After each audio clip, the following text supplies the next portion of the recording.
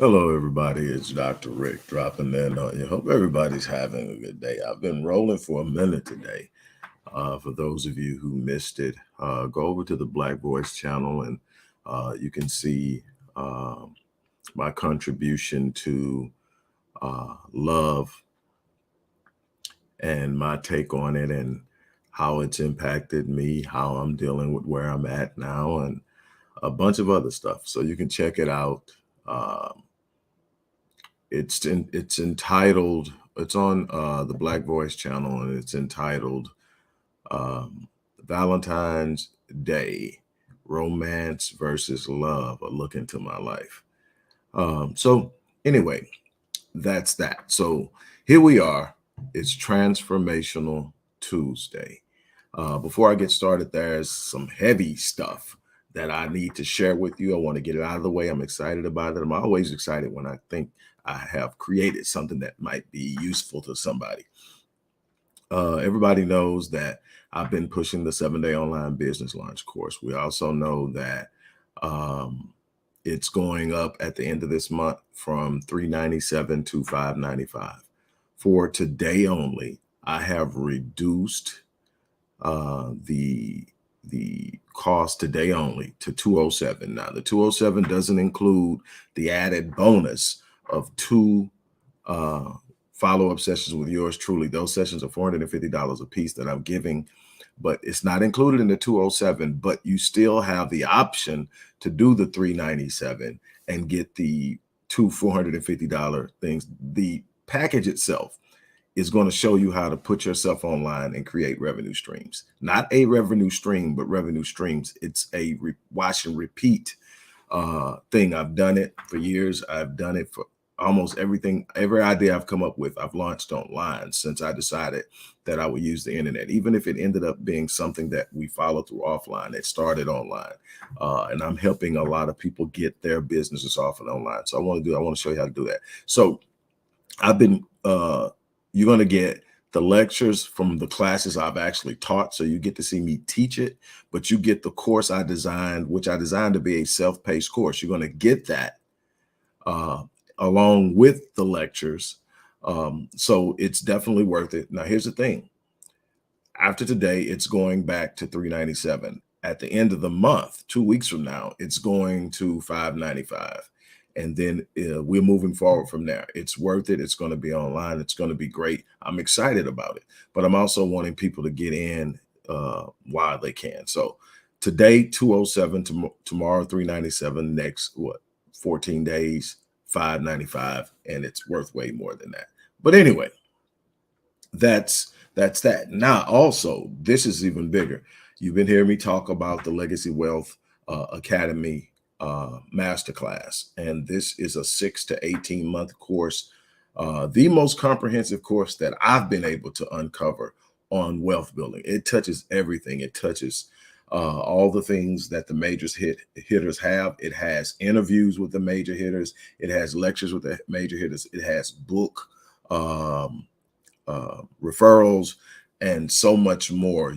Everything from insurance to asset diversification, asymmetric risk reward, compounding, compound growth, indexing, and so much more. All of this stuff is going to be in here. You're going to find out how you can start with as little as $10 a month and actually start working and grow and build and get somewhere. But here's the thing. If you don't start, you're never going to get there. You can't say, well, I don't have enough, so I'm not going to try. You're going to have to start somewhere. What I can tell you is some of the best accomplishments I've made, I started at the ground level. And it looks so minuscule, so mediocre in the way I think. I think grand. And to look at where I was starting, it was like, oh, no. But the thing is, if you don't get started waiting on some big opportunity to happen or some windfall to come, you lose. So what's happening now is this class has gone up to its full price. For the longest, I kept it at its introductory price, which was $997. Last week, as promised, it went up to $25.95. For today only, I'm dropping it to the promo price of $595, which I did for Super Bowl. But I'm going to do it again today for $595. After the day, it's going back to $25.95. That's where it's going to stay. The people who really want to invest in themselves are going to get in and get on it. But I'm offering it today only. Now, that's out of the way. Transformational Tuesday. Anybody that's followed me know how important I believe the human mind is. The thing is, most of us don't understand the power of our minds. We don't guard and protect our minds the way we need to. We struggle with behavior. We struggle with decision making. We struggle with choosing the right people to have in our circles. We struggle with so many things because we don't value our mind. When you start to value your mind, you start to be very careful about the things that have the ability to impact your mind, to impact your thinking, to impact the way you move. One of the most powerful passages of scripture that I literally look at because I connect it with modern psychology. And that is 2 Corinthians chapter 10, beginning with verse 3, going through verse 5. And it says, though we walk in the flesh, we are not, though we walk in the flesh, we do not war according to the flesh, for our weapons are not carnal, but mighty in God for pulling down strongholds.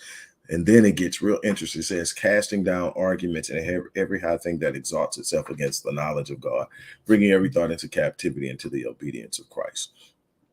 It says, though we walk in the flesh, we do not war according to the flesh, for the weapons of our warfare are not carnal, but they are mighty in God.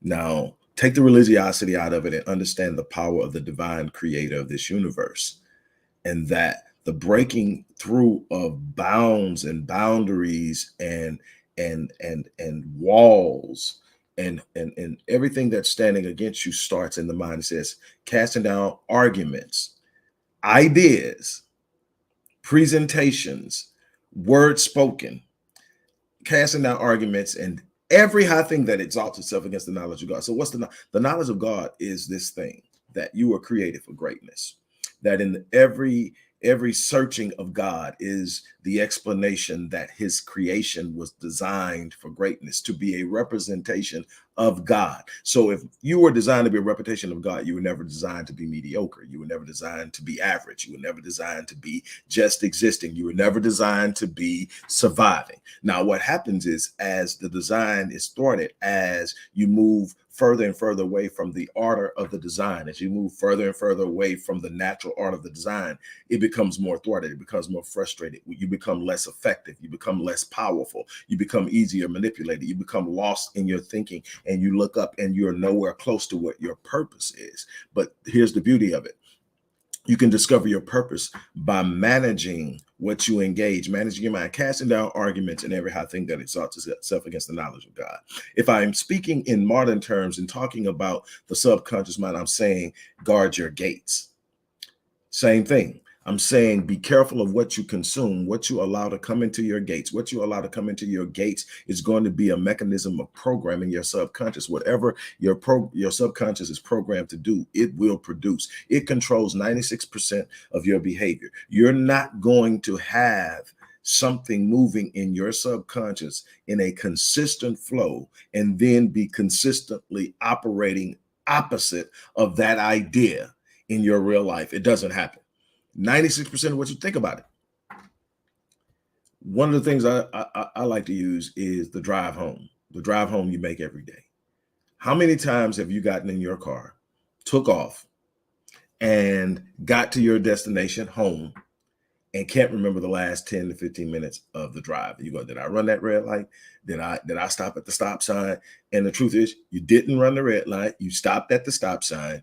Your subconscious has done it so many times. It knows it. It's taken over. You're on the phone. You're daydreaming. You're thinking and worried about what you're going to do when you get home. If you're a man, you're worrying about what baby's got waiting on you, what you're going to have to do, your honeydews. If you're a woman, you're worrying about what I'm going to do, what these kids talking about when I get home. You're worrying about what the boss said at work. You're worrying about all these things. You're on the telephone in a deep discussion about something, and you look up and you're at home. Your subconscious did that. Your subconscious not only controls your behavior, but also your decision making. Most of the decisions you make throughout the day are made on a subconscious level.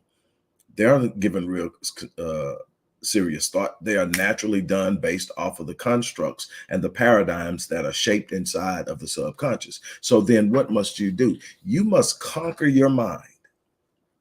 If you're ever going to achieve greatness, if you're ever going to reach a level of transformation, if you're ever going to do something exceptional and extraordinary and phenomenal in your life, you're going to have to conquer your mind. You're going to have to conquer your mind. You're going to have to remove all the limiting beliefs. You're going to have to remove all the ideas and thoughts that are opposed to the things that you want to do in this life. You're going to have to move in a way that allows you to stand up and become and be what it is that you want to be. You're going to have to conquer your mind. You're going to have to master your mind. You're going to have to literally go inside of your mind, pull out all of the negative thinking, all of the negative self-talk, all of the limiting ideas and beliefs, all the things that say you can't do it, all the things that said you're not worthy of it, all the things that says this is all it'll ever be for you, all the things that says that poverty is your lot in life. You're going to have to pull out all that stuff and you're going to have to replace it with positive things. You're going to do it and do it until you reprogram it. Now, here's the beauty of it. Once you conquer your mind, once you reprogram in your mind, then you need to set it free. You need to unleash it. Why? Because the mind's going to go out and find the opportunities. The mind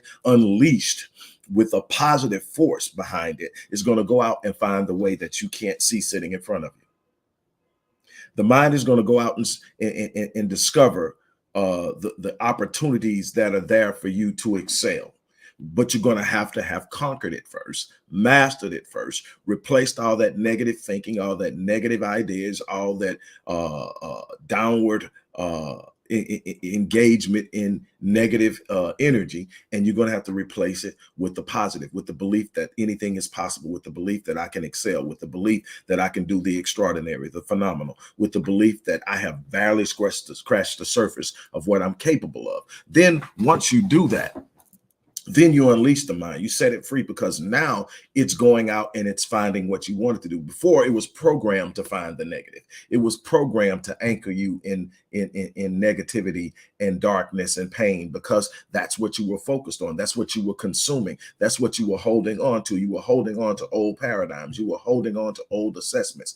You were holding on to old reflected appraisals, how other people were viewing you and how other people were assessing you. And then you sit up and you bought into it, and it became the construct of your personal paradigm about how you function in this world. And then you had to go in and you have to reconstruct it. You have to break it. No, I'm not limited. No, I'm not intellectually inferior. No, I'm not intellectually challenged. No, I'm not locked into poverty for the rest of my life. No, I am not restrained and constricted to the constructs of a social paradigm that says this is the only way that I can get on. This is the only way that I can make it. This is the only way that I can stand up. No, I can do anything. And there are a million ways to do the one thing that I want to do. And just because I can't do it in the conventional vein of how it's always been done doesn't mean that I can't do it. I can literally construct in my mind and imagination a new way to do it. I can stand up, I can walk out, I can be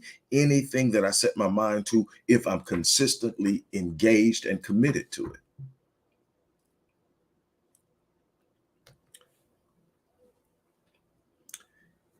You are responsible for you.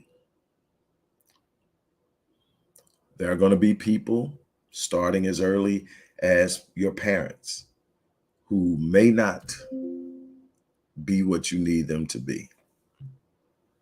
There are going to be people like teachers who may only see your flaws and your fallibility. There are going to be peers who will go out of their way to point out what's wrong with you. And none of that can matter to you, because none of those people at the end of the day are going to have to make the decisions that make the outcome. Now, your parents have a responsibility to you, but what you got to realize, there are so many parents out there that are broken. There are so many parents out there that were parented wrong. There are so many parents that just simply don't have the tools or the resources to be what you need them to be in your life, to plant the right seeds in your mind, to set you up for exceptional and extraordinary in the future.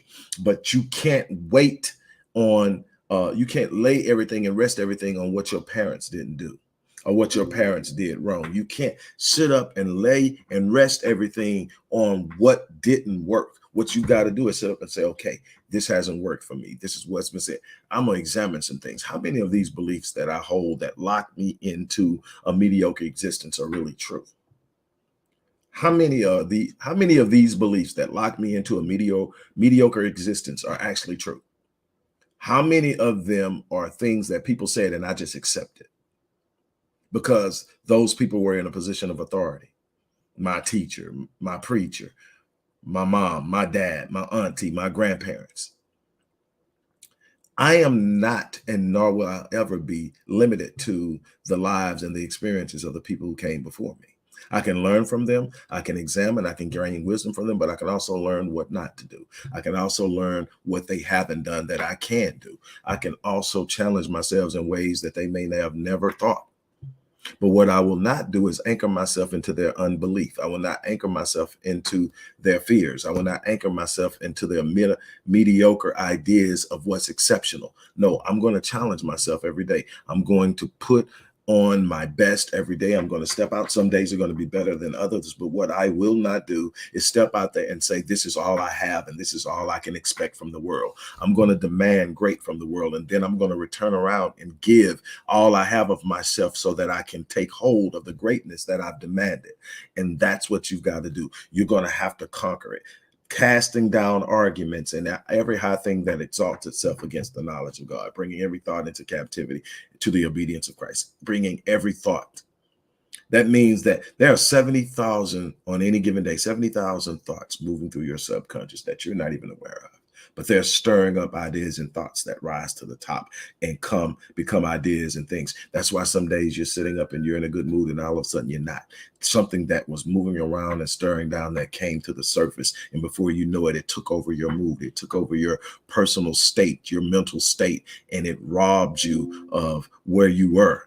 And the thing is, you can do it the other way around. You can constantly feed. You can choose from the thoughts that are going through. You can accept what you're going to receive and you can reject what you don't want. You can start to manage and conquer the mindset at a level people never thought possible. And the more you manage it, the more you conquer, the more you meditate, the more you pray, the more you sit up and say, this is my mindset. This is what's important to me. This is what I will accept. This is what I won't accept. Guess what happens? The subconscious starts programming itself for you.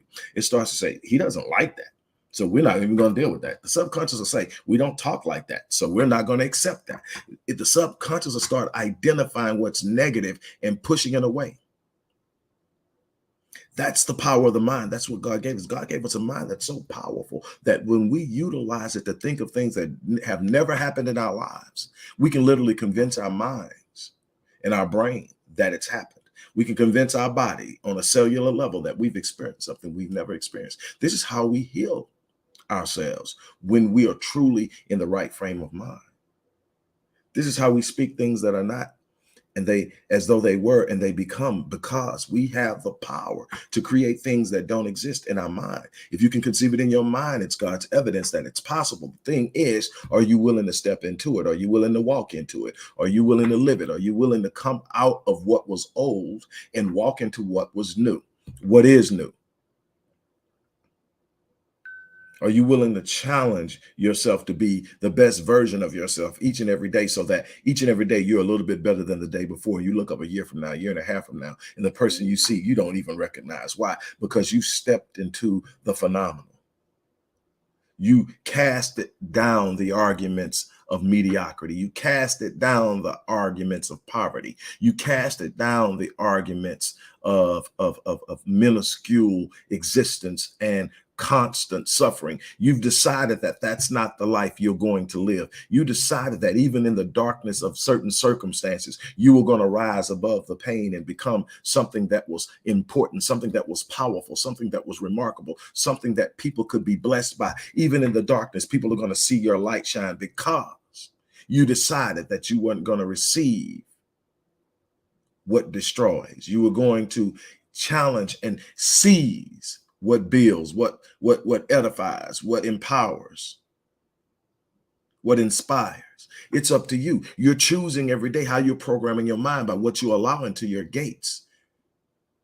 What you allow. Now, sometimes it sneaks up on you, but you got to be willing to even say it. The old folks used to say it like this: when something they heard something that they didn't want to apply to their life, they say, I rebuke that. That was the way of saying I'm casting down that argument towards my life.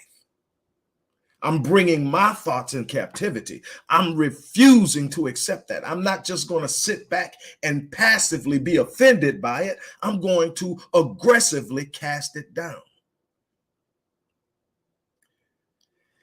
There's power in that. Some of those things those old folks had, they didn't understand it all, but they understood casting down. They understood that I don't have to receive what you're saying about me. Media, I don't have to receive what you're saying about me. Family history, I don't have to believe what you're saying about me. Academic assessment, I don't have to believe it. I can sit up and decide that I'm going to be something that nobody's ever seen in my family, and I'm going to become it. I'm going to become the first one to graduate and get a degree. I'm the first one to get a doctorate. I'm going to be the first one to start my own business and multiply the. I am going to be something that my family can look at and say, "Oh," and then what? Now I can reach back and touch and heal and lift, because it's never really truly about me. I am representing the designer. And the designer wants every button to flourish. So my job is to rise so that I can help other people rise. There's a blessing in my healing because I'm healing others. But you got to be willing to cast down the argument. You got to conquer your mind, master your mind. And once you master your mind and you teach your mind how to function on a conscious and subconscious level, when you teach it what's important, when you teach it what you will accept and what you won't accept, it will take over. It'll go out and it'll find all the things that edify, lift, empower, and it'll sit back and it'll challenge and rebuke and push things away. It'll make you uncomfortable when someone with the wrong energy walks in the room. It'll make you uncomfortable when people are talking in a way that is not edifying and that your spirit does not receive. It will set the standard in which you operate, but you're going to have to be willing to come out of the old. You're going to have to be willing to step out with a boldness and take hold of the things you say you want. We sit back and passively wish. Wishing isn't a plan. We wish, man, it would be nice. Man, I wish I could. Boy, if only. Stop saying I wish. Stop saying if only. Start saying I am. I am are the most powerful words in the English lexicon. You know why? Whatever follows sets the standard of the outcome of your life. When you say I am, whatever follows it is going to dictate what you become. Start speaking things that are not as though they were. Stop saying I wish and start saying I am. But then that's not really the truth. The truth is what you are determining in your life. You're not. See, the thing is, we get so caught in momentary circumstances. The only thing that matters to us is the present. The only thing that matters to us is the present. So we lose ourselves in the present moment. We get caught up in the circumstance, and the circumstance becomes big. You need to be able to evaluate things from the past and use the past to be able to evaluate, but you also have to be willing and able to step out into the future and examine what's possible. And when you look at what's possible, it gives you an answer to the problem. So no, you may not be wealthy, but if you keep saying I'm broke, you will stay broke. If you start saying I'm wealthy, you're training your mind to, okay, what is this wealth thing about? Now your mind knows that wealth is important to you because you keep saying it. Now your mind is starting to capture. There is billions of bits of data moving around you every day. Your brain and mind has the ability to your subconscious mind has the ability to process 4 billion bits of that per second. Now, your conscious mind can only process 2,000, but that subconscious, like I said, it controls what? 96% of your behavior, 95, 96% of your behavior. So if you can master the subconscious, you can master your life. But what happens? As it's going around you, if you've told it wealth is important to you, it's moved wealth up to the top of the priority list. And now it's focusing on things about wealth. See, what you don't understand is your declaration about being broke isn't just talking, it isn't just acknowledging your current situation, that there's no cash in the coffers. What it's also acknowledging when you say I'm broke, what you also have to be aware of is there's nothing inside of the assessment or declaration of being broke that says I am seeking a solution. So the subconscious is never triggered to find the answer. By saying I'm broke, it's saying I am. Now, we just talked about what happens when you say I am. But if you say I am cash strapped, or I have a cash flow issue, but I'm wealthy, I'm working out. What it means is right now there's a cash flow issue, but we're going to solve it. The word issue says we're going to solve it. See, when we talk about dealing with issues, talking about dealing with problems, we're talking about solutions. See, a problem doesn't exist without a solution. There's no problem on this earth that does not have a solution.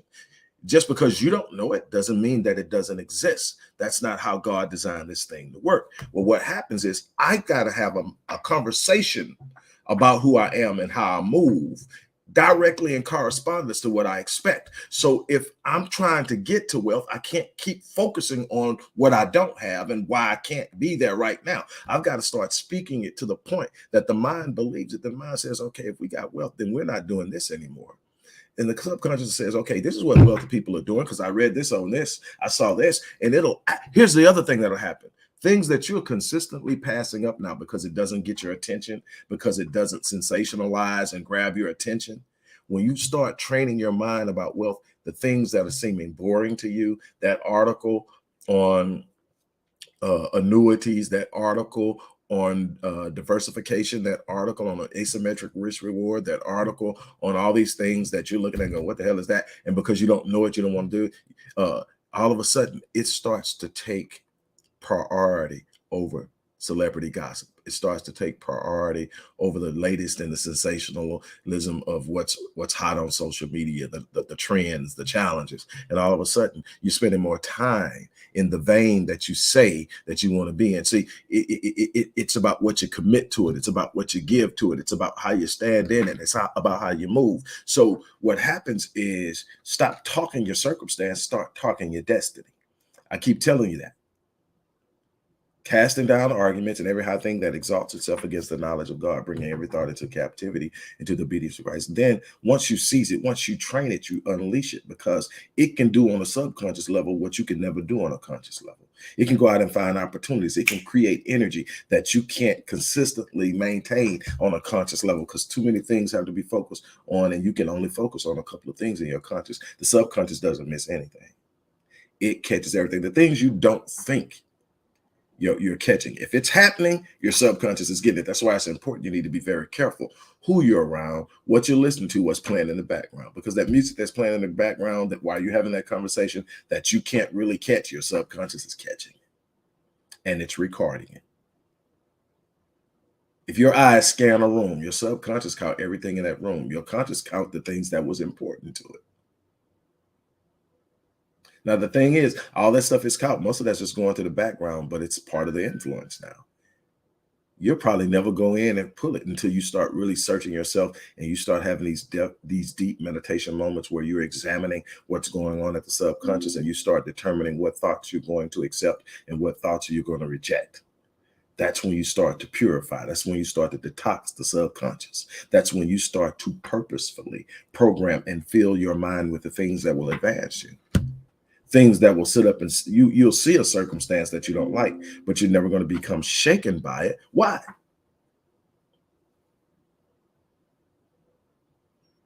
You're never going to become shaken by it. Why? Because you know there's a bigger outcome. There's a stronger force at play, that you're not locked in and held into some mediocre existence because something didn't go right in your life at a specific point in time. You start to see things differently. You start to see the blessings in life.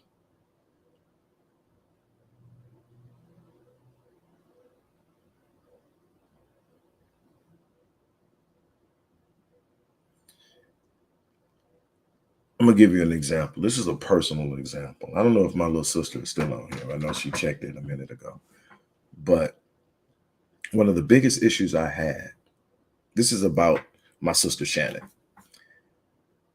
This is one of the biggest issues I had as a child and a young man, is that I never knew my dad. When I tell you I never knew my dad, I never knew him. I never met him. But I had this big dream my whole life until I was 14 when he passed. that eventually we were going to come together and we were going to have this awesome father-son relationship. And he died. And when that casket went into the ground, it took my dream with it. And I got angry. I got angry. I was mad at the world because that had happened. And I eventually transformed that anger into energy. And I was in my 30s before I realized that these accomplishments that I was getting and achieving, the things I was doing that had people oohing and awing, was me trying to prove to my dead father that I was worthy of his love and his time like he gave my siblings. Enter Shannon, one of my sisters are just cool as hell, by the way. And I'm talking about all my siblings, but my sisters that are my paternal sisters, my father's children, they are just cool. I love them all, and they're so unique in their personalities. But my sister Shannon and I've had some conversations. We talk more than anybody. And I got to know my dad through her. And I got to see that while there were some issues that you can't ignore in why he wasn't there for me, that wasn't the totality of who he was.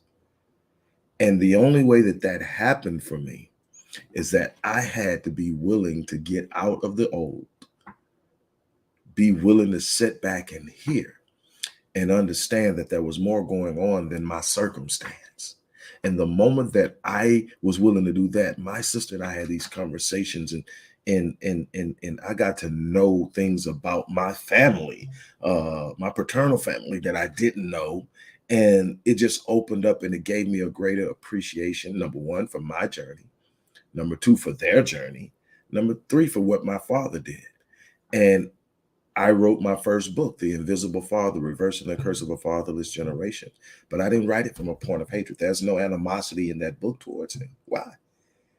Because I was willing to conquer my mind so that I didn't kill myself with bitterness, with anger, with hatred, with rage. There's even a development of love for the man, even though I didn't meet him. And I can't explain it totally, but I understand it's about what we view, how we view it, how we live. This thing gets big. You are where you're at because you are accepting what's being presented to you as your final reality. You're going to have to make up in your mind and say to yourself, no, this is not the only thing that can happen in my life. I am not going to accept poverty as my lot in life. I have the right to stand up and build wealth like anybody else. My path will be different. My path may not be as easy as the next person's, but my path is sure. If I stand up every day, if I work on the things that matter to me, if I'm consistent in my behavior, consistent in my thinking, consistent in my movement, there's no force on earth that can stop me. Now, I've got to put down this need for instantaneous results. I've got to put down this urge to get it all right now, or it's not meant. We put things down too quickly. We get caught up in, well, it ain't happened yet. It must be God's. It's not in God's plan. God's plan is to prosper you. Did you not read the Bible? To give you a future, to give you a hope, to prosper you. God will not withhold any good thing. The thing is, some of the things you want, you got to work for. You got to wait for. You got to be patient in. You got to build and develop. We want things to happen instantaneously and magically. And we done bought into a lot of the ideas and illusions that if it's good for you, if it's right for you, it's coming, it's going to be there. Yeah, you're going to have to get in it, though. You're going to have to put some blood, some sweat, some tears, some energy, some effort. You're going to have to invest in yourself. You're going to have to invest some time. You're going to have to invest some energy. You're going to have to invest some revenue. You're going to have to be all in. Oh, we don't like that. We want it, but we don't want the risk. We don't want the process. Can't escape the process. Process always precedes promise. You can't get the promise without enduring the process. So you can give that one up. But if you embrace the process, understand that it's uncomfortable. understand that it has some demands on it to be patient and to be consistent and to be willing to go the distance, but it pays. It pays multifold. It pays beyond what you imagine. When you're willing to go when you're willing to go the distance, when you're willing to deal with the process, you're going to find that there is no end to what's possible in this world. That's my challenge to you. Look,